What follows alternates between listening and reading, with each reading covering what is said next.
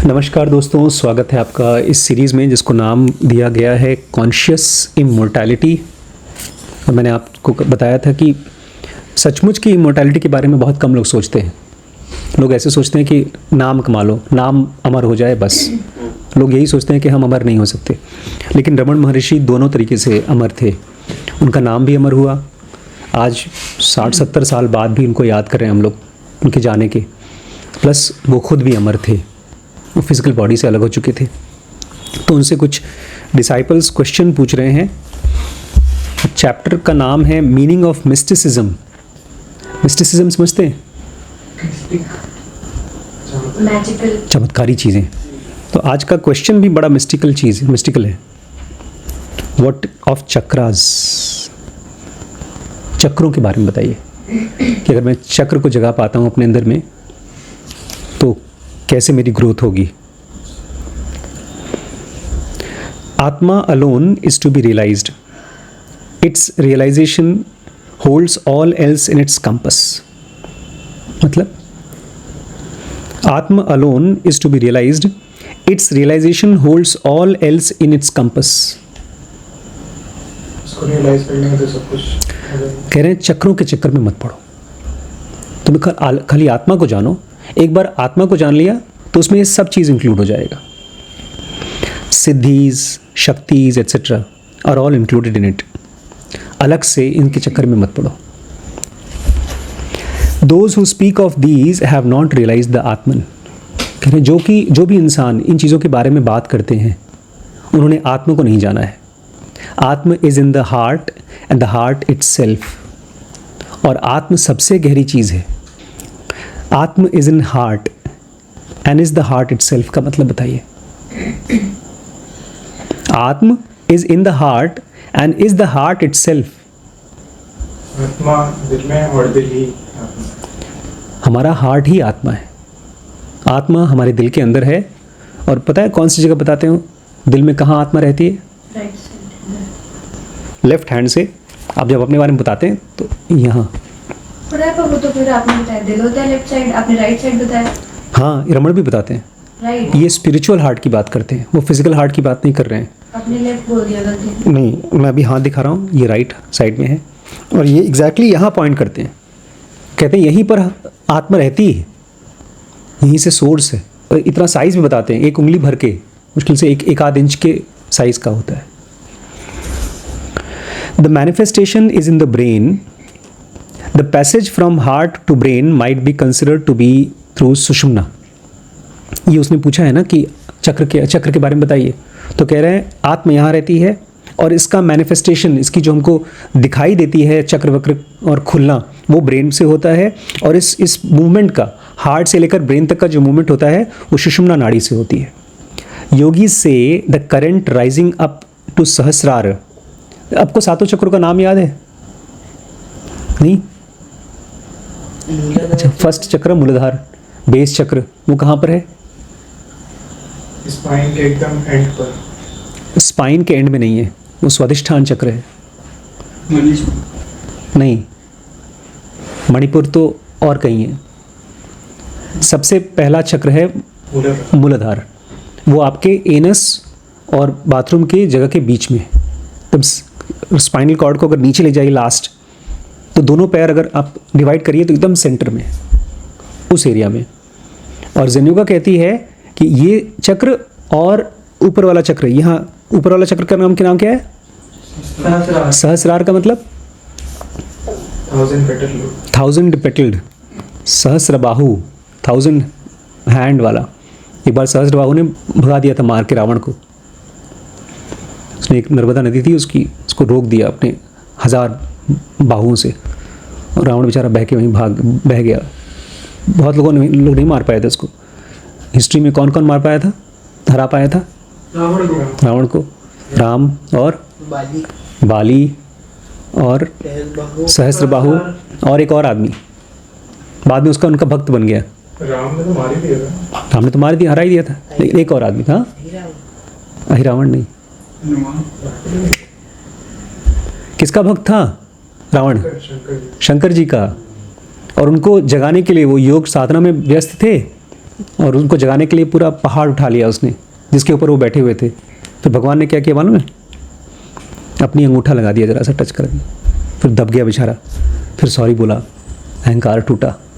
तो आप लोग भी अपना थोड़ा सा अहंकार दबा के रखिए। सुषुम्ना, हाँ, सबसे पहली कौन सी है? मूलाधार। कहाँ पर है? एग्जैक्टली यहाँ पर सेंटर में, पीनिस में, पेनिस और एनस के बीच में। दूसरा है स्वादिष्ठान, वो है स्पाइनल कॉर्ड के नीचे और बॉडी में नहीं है, बॉडी से थोड़ा सा बाहर है। तीसरा है मणिपुर, वो है हमारी नाभि के लेवल के ऊपर, लेकिन वो बॉडी से बाहर और पीछे। चौथा है अनाहत। अनाहत। चीटिंग कर रहे हो तुम? नहीं, मुझे याद है। अनाहत। अनाहत कहाँ है? अच्छा, मैं कहीं है, हार्ट के लेवल पे। और पांचवा यहाँ गले का नाम विशुद्ध। विशुद्ध। विशुद्ध कहते हैं इसको। ये खुल जाता है, उसको वाक सिद्धि आ जाती है। जो बोलता है वो सब सच हो जाता है, अच्छा, वाक सिद्धि आ जाती है। बट इसमें ऐसे लेवल में खुलते हैं ना? नहीं, अगर आप आत्म को जान लेंगे तो सब अपने आप खुल जाएगा। अच्छा, नेक्स्ट अजना, आज्ञा। आज्ञा, आज्ञा जो भी बोलते हैं। इसमें खाली 2 पेटल्स होते हैं थर्ड आई चेक। और लास्ट है Sahasrara. Yogi says the current rising up to Sahasrara ends there. Yogis बताते हैं अभी हम सब का जो मैक्सिमम एनर्जी है वो मूलाधार चक्र पे है। और अगर आपने जिनों का एडवांस पढ़ा हो तो शायद किसी को याद हो, हमारे अंदर में एक एनर्जी ऑफ कॉन्शियसनेस होती है। अभी तो हमारे पास अवेयरनेस है, लेकिन वो अवेयरनेस की क्वालिटी कॉन्शियसनेस से काफ़ी अलग है। कितनी, मतलब कैसे? अवेयरनेस और कॉन्शियसनेस में फ़र्क क्या है? अगर अवेयरनेस से कैंडल है तो वो सूरज नहीं, ये तो है ही, ठीक है, वो ज़्यादा है कम है। कॉन्शियसनेस जैसे चिट्ठी का अलग कॉन्शियसनेस, कॉन्शियसनेस ज़्यादा लंबे समय तक के लिए रहती है।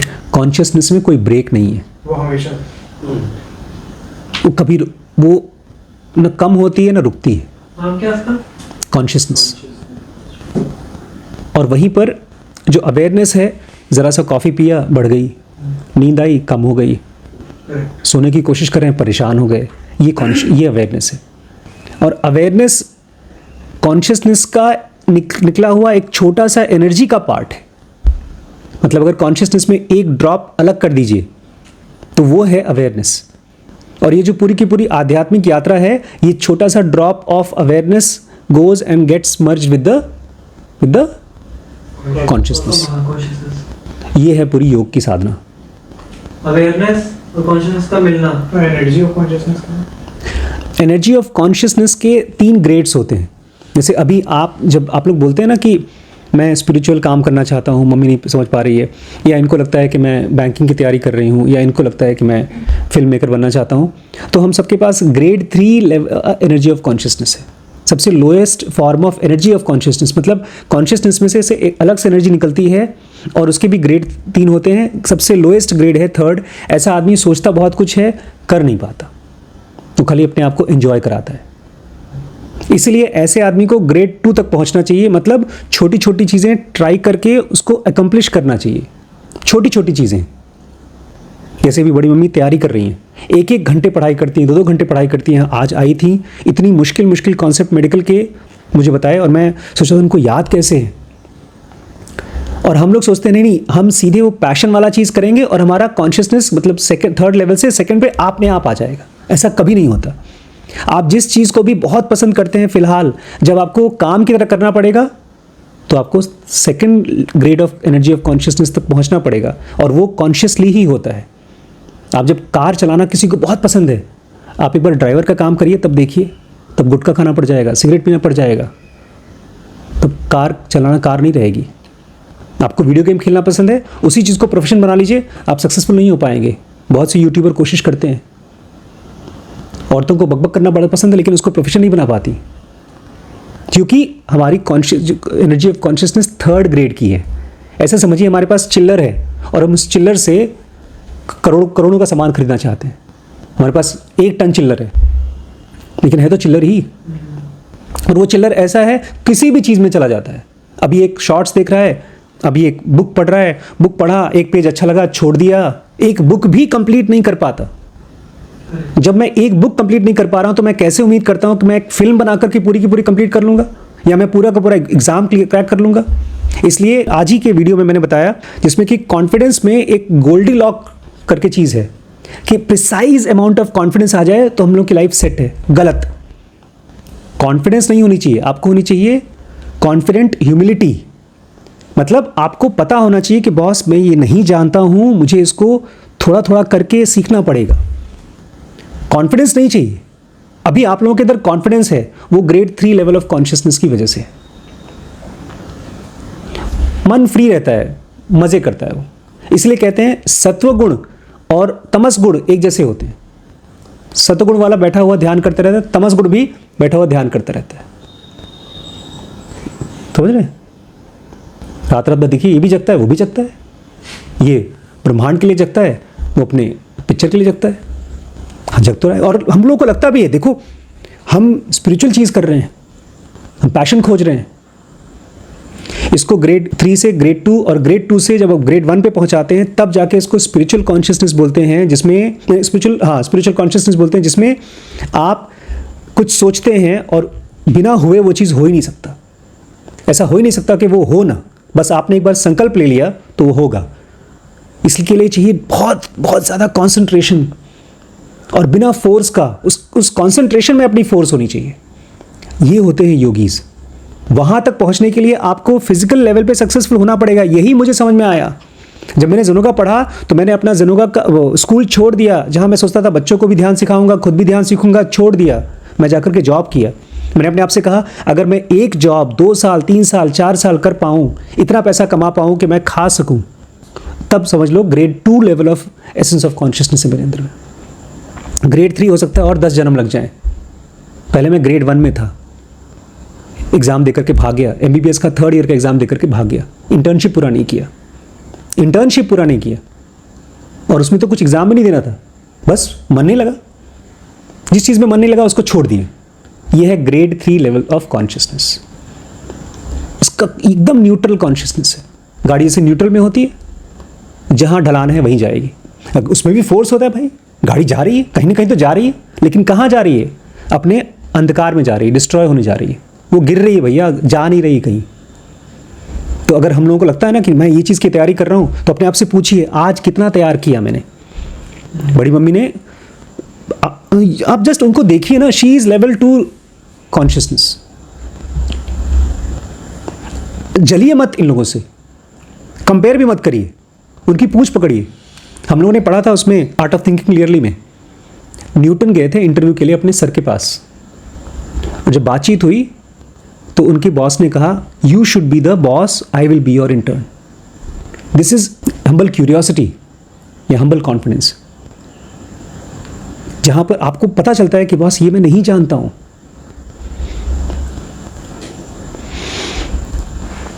Yogis say the current rising up to Sahasrar ends there. That experience is not complete. देखिए ये भी खतरा है, जब आप मिस्टिकल चीज़ों को करने की कोशिश करते हैं तो जो आपने सोचा है अगर वो एक्सपीरियंस आ गया तो आपको लगा हो गया, और यहीं से आपको बाइपोलर डिसऑर्डर जैसे सिम्टम्स आते हैं, जहाँ पर आपको ग्रैंडियोसिटी की फीलिंग आती है। कल मैंने कॉफ़ी पी लिया, ऑलमोस्ट दो महीने बाद कॉफ़ी पिया, मेरा दिमाग ख़राब हो गया, और बहुत अच्छा हुआ क्योंकि मेरे बॉडी में से डिटॉक्स हो चुका था कॉफ़ी। शायद इनको उतना असर नहीं पड़ा हो, मैं सो ही नहीं पा रहा था, रात भर नहीं सोई। और इसने कहा था कुछ नहीं फ़र्क पड़ेगा, और मुझे कुछ फ़र्क ही नहीं पड़ता। मैं एक तरह से बॉडी को मैं सोच करके नहीं बट प्योरीफाई कर रहा था, बिकॉज मैंने देखा है वो हमारा स्लीप साइकिल को बर्बाद कर देता है। एक स्लीप साइकिल ऐसे ग्राफ है, और जब स्लीप प्रेशर आता है उस समय आपको सोना चाहिए। आपने सो लिया तो आप लंबी अच्छी नींद पाएंगे, उसको छोड़ दिया तो स्लीप साइकिल ब्रेक हो जाएगा। उस समय आपने टीवी देखा, लाइट जलाकर पड़े रहे, फिल्म देखा, स्लीप साइकिल ब्रेक हो जाएगा। आप फिर 2-4 घंटे सो नहीं पाएंगे। कोशिश करिए, कल मैं आँख बंद करके पढ़ा, फिर देख रहा हूँ घड़ी कितना 10 मिनट हो गया, फिर सो रहा हूँ, सोच रहा हूँ 1 घंटा हो गया, दिखा तो आधे घंटे हुए। फिर कुछ लिखने की कोशिश कर रहा हूँ, लिख नहीं पा रहा हूँ, 4 बजे जाके सोया हूँ मैं। और उसके पहले मैं बहुत हाइपर था, बहुत काम कर पा रहा था मैंने कल 2 वीडियो एडिट करके अपलोड कर दिए, पापा से 1 घंटे बात की, बहुत बड़ी प्लानिंग की, उनको मैंने समझाया पूरा मोटिवेशनल इंटरव्यू, लेकिन वो सब नशा था। अगर आप केवल स्पिरिचुअल चीज़ें ही पढ़ोगे और केवल स्पिरिचुअल चीज़ें ही करना चाहोगे तो आप बाइपोलर डिसऑर्डर का सिम्टम झेलोगे, एक टाइम पर हाई और एक टाइम पर लो। और जब यही चीज़ फिक्स्ड हो जाती है तो आपको पागल कहा जाता है। बाइपोलर डिसऑर्डर एक तरह का पागलपन है। बहुत से लोग सुसाइड कर लेते हैं। जब हाई होते हैं तो उनको बड़े बड़े अच्छे अच्छे आइडियाज़ आते हैं, लोग किताबें लिखते हैं, और जब लो होते हैं तो जहर खा लेते हैं, सुसाइड कर लेते हैं। इसलिए कह रहे हैं, योगीज कहते हैं, जब आपके अंदर में करंट एनर्जी सहस्रार तक पहुंचती है और वहाँ ख़त्म हो जाती है, this experience is not complete, ये एक्सपीरियंस कंप्लीट नहीं है। फॉर ज्ञान they must come to the heart. अगर आप किसी चीज़ को जानना चाहते हैं, भगवान को जानना चाहते हैं, तो आपको अपने हार्ट तक पहुंचना पड़ेगा। हृदय, हार्ट सेंटर और core is the alpha and omega. ये जो हार्ट सेंटर है, कहते हैं ये अल्फ़ा है और ये ओमेगा है। अल्फ़ा ओमेगा मतलब मेन, ये फर्स्ट स्टार्टिंग है और एंड है, शुरुआत भी है और एंड यही है। अ सर्च इन सीक्रेट इंडिया, हम लोग के पास एक बुक है, नीचे पड़ी है, अ सर्च इन सीक्रेट इंडिया, और उसमें उन्होंने बताया है किस तरह से आपको जब कुंडलिनी खुलती है तो ब्लेजिंग लाइट का एक्सपीरियंस होता है, एकदम खूब चमकती हुई लाइट का। It is said that yogis experience during the course of their yogic exercise several lights and colors before they actually realize the self. कह रहे हैं, ऐसा कहा जाता है कि योगी अपने साधना के दौरान ढेर सारे कलर्स और ढेर सारा आवाज़ें सुनते हैं, कलर्स और लाइट देखते हैं, इससे पहले कि वो सेल्फ को रियलाइज़ कर लें। Once upon a time Parvati did penance to attain eternal. कहानी ये है कि एक बार पार्वती तपस्या कर रही थी ताकि वो एनलाइटेंड हो जाएं, एटर्नल बन जाएं। शी सॉ सर्टन लाइट्स, उन्होंने भी लाइट देखी। As they were all felt and seen by her senses she concluded that those lights did not constitute the eternal. फिर पार्वती बहुत इंटेलिजेंट रही होंगी, उन्होंने देखा कि ये सब चीज़ें दिख रही हैं मेरे सेंसेस को, आँख को, और आँख के अंदर में भी सेंसेस होती हैं, उनको दिख रही हैं, इसका मतलब ये एटर्नल नहीं है। After long penance she beheld a very powerful light.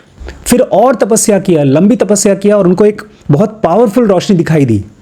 She came to the same conclusion that this light is also do not constitute the eternal.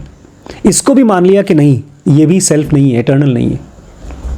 Then after severe penance she attained peace and then concluded that self is the eternal.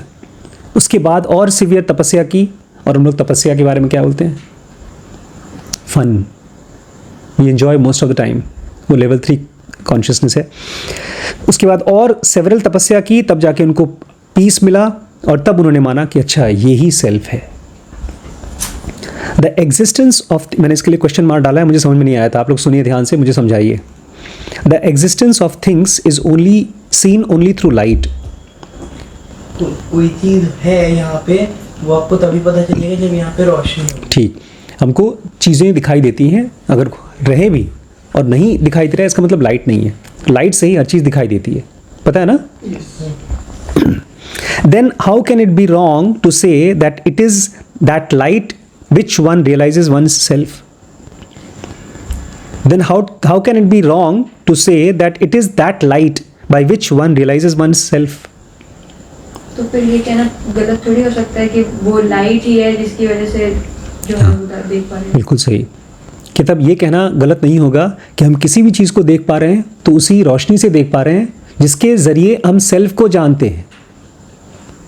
जिस self की light में ही सब कुछ दिखता है, तो ये भी कहना सही होगा, लॉजिकल होगा कि उसी लाइट से हमको सेल्फ भी समझ में आएगा। The knowledge of realizing one self is that light. The knowledge of realizing one self is that of light. The knowledge of realizing oneself is that of light. खुद को जानना कि वो लाइट है। The knowledge of realizing oneself is that light. अगर आप खुद को जानेंगे तो अपने आप को रोशनी के रूप में जानेंगे।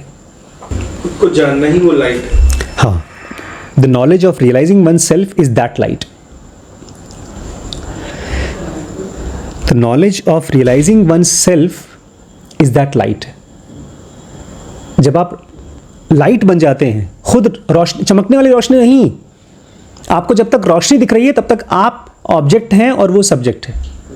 लेकिन जब आप खुद लाइट हो जाते हैं, रोशनी हो जाते हैं, आपकी प्रेजेंस में हर चीज़ चमक में आ जाती है, हर चीज़ दिखाई देती है, लेकिन आप नहीं होते। वो है self realisation.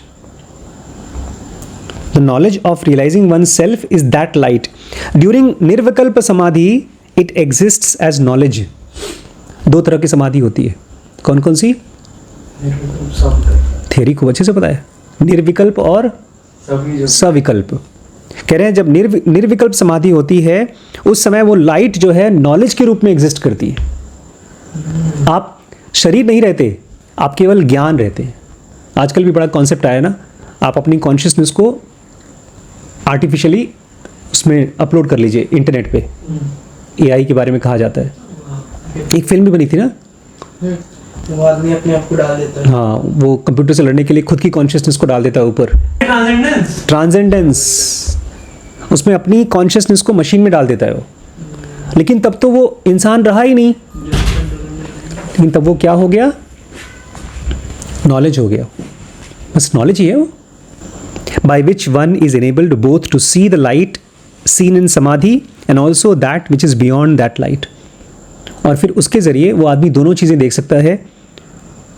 Light seen in समाधि, वो सारी रोशनियाँ जो समाधि में या तो चक्र ध्यान में और कुंडलिनी खुलने पे दिखती है वो भी दिखता है। And that which is beyond light, और वो भी दिखता है जो रोशनी के बियॉन्ड है।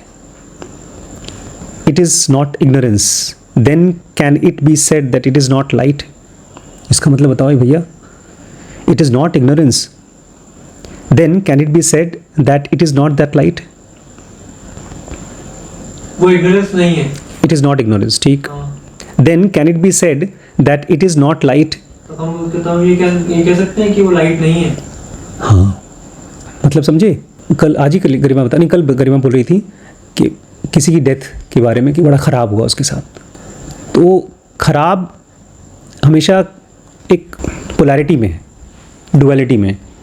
एक अच्छा चीज़ है, उसके कंपैरिजन में वो ख़राब चीज़ है। तो अगर आप किसी एक चीज़ को ख़राब बोल रहे हो और दूसरी अच्छी वाली चीज़ को मानते हो कि अच्छा है और ये ख़राब है, तो आप दोनों को गलत तरीके से देख रहे हो, क्योंकि दोनों एक साइकिल है, एक है। अगर आपको ख़राब ही बोलना है तो बर्थ को भी ख़राब बोलो, डेथ को भी ख़राब बोलो। इसलिए कभी भी सपने में डेथ देखो तो मानो चलो अच्छी चीज़ है, बर्थ अच्छी चीज़ है तो डेथ भी अच्छी चीज़ है। जो चीज़ दिखती है वो रोशनी से दिखती है, लेकिन एक चीज़ ऐसी है जो रोशनी से भी नहीं दिखती। इट इज़ नॉट इग्नोरेंस, या ज्ञान नहीं है। Then it can be said that it is not light. आप रोशनी भी नहीं है, खाली रोशनी का एक्सपीरियंस है जब आप सेल्फ के लिए जाएंगे। इसलिए चक्र ध्यान के ऊपर बोल रहे हैं तुम्हें ढेर सारी चीज़ें दिखाई देंगी, लेकिन जब तुम वहाँ पहुँच जाओगे जहाँ पर कुछ नहीं दिखाई देगा, वो अंत है। नहीं तो ये बाकी सब फंस जाओगे बीच में। थोड़ा सा और है, concentration is not thinking on more than one thing. देखिए आप लोग कुछ पढ़ते हैं तो कितनी देर तक पढ़ पाते हैं? पहले तो नुकसान तो तभी शुरू हो जाता है जब आप दो चीज़ें, श्रीश ने बहुत अच्छा किया उस दिन मुझे, मैं टीवी देखते देखते अपना काम करने की कोशिश कर रहा था। इसने बहुत प्यार से मुझसे बोला, बड़े पापा या तो टीवी देख लो प्लीज़। और मैंने देखा इस चीज़ को कि सही में अगर मैं उस काम को करता तो टीवी भी देख नहीं पाता अच्छे से, मैं परिवार के साथ नहीं रह पाता। मैंने बंद कर दिया। Concentration is not thinking on more than one thing. जब आप कुछ कर रहे हो ना, कोशिश करो कि एक चीज़ से ज़्यादा मत करो। तब आप खाली वो काम नहीं कर रहे हो, आप एक और चीज़ कर रहे हो। कैसे बड़ी मम्मी जैसी लोग लेवल 2 कॉन्शियसनेस में पहुंची, वो एक समय पर एक ही चीज़ करती है। ये कॉन्सेंट्रेशन है, ये एक साधना है। जब वो मेडिकल की बुक ऐसा नहीं बोलती है, वो मज़ा आता है उनको, बोलती है मैं परेशान हो गई हूँ, मैं फ्रस्ट्रेट हो गई हूँ, बट फिर भी जाकर के पढ़ती हैं। वो अपने नॉलेज में चीज़ों को स्टोर कर रही हैं, क्योंकि उन्होंने कई साल से कॉन्सेंट्रेशन करना सीखा है। मैं तारीफ नहीं कर रहा हूँ, मैं खाली कह रहा हूँ एक सीढ़ी है, ये ग्राउंड फ्लोर पे है, हम कुछ सीढ़ी चढ़ेंगे तो फर्स्ट फ्लोर पे पहुँच जाएंगे। Concentration is not thinking on more than one thing. ये तो फिर टॉर्चर हो गया, जैसे बड़ी नहीं कर रही है। नहीं, मैं कुछ और बोल रहा हूँ, मैं ये नहीं कह रहा हूँ खुद को टॉर्चर करो। मैं कह रहा हूँ आप जब कुछ कर रहे हैं तो एक चीज़ करिए। आप उस समय लैपटॉप चालू करके अपना बुक मत पढ़िए, आप 2 स्क्रीन खोल करके काम मत करिए। आप एक आदमी से बात करें, एक आदमी से बात करिए। आप एक फिल्म देख रहे हैं तो एक फिल्म देखिए, एक बुक पढ़ रहे हैं तो एक बुक पढ़िए। जैसे आप ब्रेन में वो लेवल 2 कॉन्शियसनेस में कह रहे हैं, क्योंकि वो कंसंट्रेट कर पा रही हैं और वो कुछ एकम्प्लिश कर पा रही हैं। हम लोग सोचते तो हैं करने के लिए। आज मैं इसको साफ साफ जानता हूं, अगर मैं अकेला होता तो मैं अपना सेंटर नहीं खोलता, मैं नौकरी करता या शायद नौकरी छोड़ करके अपना कुछ करने की कोशिश करता। और वो 4 साल तक यही किया, मैंने टाइम पास किया। फिर जब उनसे मिला तो कुछ साल बाद उनकी वजह से ये सेंटर खुला। देखिए, एक तो है हम कुछ सोचते हैं करने के लिए, और एक है हमने कुछ किया है, एकम्प्लिश किया है। तो जो एकम्प्लिशमेंट है वो रिजल्ट है आपका, वो बता रहा है। वो कंसंट्रेशन कर पाई हैं इतने साल तक, और अभी भी पेशेंट्स के साथ में कंसंट्रेशन कर पाती हैं। इससे फर्क नहीं पड़ता आप किस चीज पर कंसंट्रेट कर रहे हो, आप एक टाइम पर एक ही चीज करो। इसी को बोलते हैं कंसंट्रेशन और इसी को बोलते हैं धारणा। उसके बाद आएगा ध्यान समाधि। ये बेसिक चीज खाली अगर जान ले, आप जिस चीज को एंजॉय भी करते हैं, कृष्णमूर्ति तो ये भी बोलते हैं आपको जो चीज पसंद है वही पढ़ो, वही करो, लेकिन एक ही चीज करो। लेकिन ये खतरनाक है, जब हम इंस्टाग्राम देखते हैं तो उसमें एक चीज नहीं करते, उसमें बहुत तेज तेज सर्फिंग होती है। वो मल्टीपल स्क्रीन्स नहीं है, बट फिर भी मल्टीपल चीजें हैं वो। It is putting off all other thoughts which obstruct the vision of our true nature. मुझे बड़ी खुशी है आपने कितनी किताबें मंगाई हैं, पढ़िएगा, लेकिन उस समय जब एक किताब पढ़ रहे हैं एक ही किताब पढ़िएगा। कॉन्सेंट्रेशन का मतलब है putting off all other thoughts which obstruct the vision of our true nature. Concentration मतलब है वो सारे थॉट्स को हटा पाना जो हमारे ट्रू नेचर को नहीं देखने देता। आप इसको प्रैक्टिस करके देखिए ना, मैंने किया है इसको, आजकल मैं यही कर रहा हूँ। आंख बंद करके बैठ जाइए और एक थॉट आए फिर वापस आ जाइए। Putting off all thoughts which obstructs our true nature. हमारा ट्रू नेचर साइलेंस है, स्पेस है,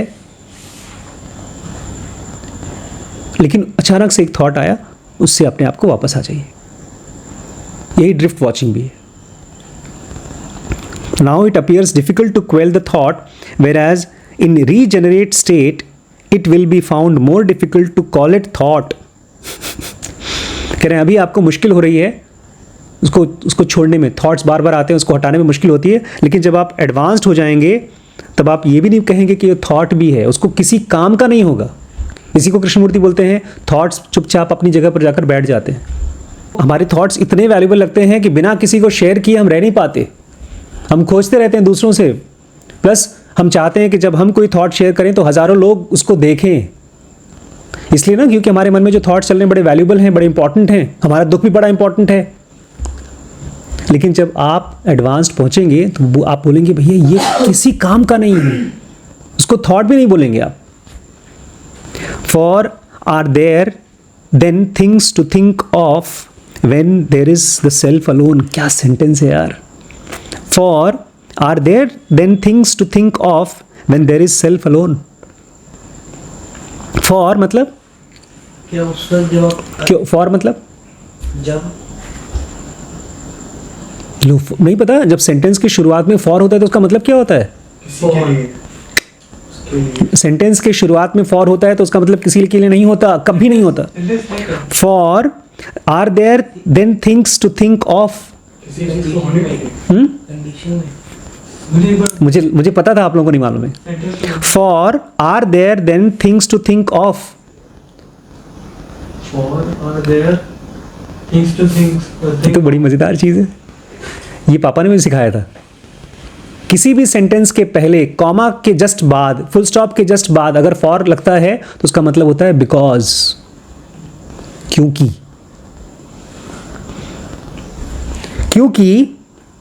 क्या तब कोई ऐसी चीज बची है क्या सेल्फ के अलावा सोचने के लिए? जब आप सेल्फ तक पहुंच जाते हैं तो आपको क्या चीज सोचने के लिए बचा हुआ है? जब आपको वो चीज मिल गई जो सबसे इंपॉर्टेंट थी, उसी के लिए तो आप इतना सोच रहे थे, फिर उसके बाद क्या बचा सोचने के लिए? Thought can function only if there are objects. Thoughts केवल तभी तक काम करते हैं जब तक ऑब्जेक्ट्स, बाहर की चीजें हमारे लिए इंपॉर्टेंट होती हैं। How can thought arise at all? Thoughts उठेंगे कैसे? हायर स्टेट्स ऑफ कॉन्शियसनेस में thought makes us believe that it is difficult to cease thinking. Thoughts ही हमको ये भरोसा दिलाते हैं भैया मुश्किल काम है, ये नहीं कर सकता मैं। थॉट्स ही तो बताते हैं ना ये बहुत मुश्किल काम है, जो भी काम करने की कोशिश कर रहे हैं। If the error is found one would not be fool enough to exert oneself unnecessarily by way of thinking। अगर आपको अपने थॉट्स में एरर दिखाई दे जाए तो आप विचारों से कभी बेवकूफ़ नहीं बनाए जा सकते। आपका विचार कभी आपको बेवकूफ़ नहीं बना पाएगा।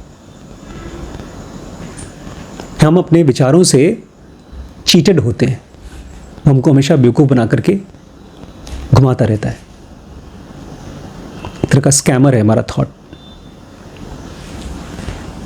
ये था end of this question, what of chakras. ठीक है, थैंक यू दोस्तों। अगर ये पूरी सीरीज़ देखनी है तो dkbrains.com पे जाकर के ज़ेनोगा स्पिरिचुअलिटी का कोर्स ज्वाइन करके देख सकते हैं आप। कॉन्शियस इमोर्टैलिटी के नाम से ये सीरीज़ है, तो you can go and check it there. Thank you.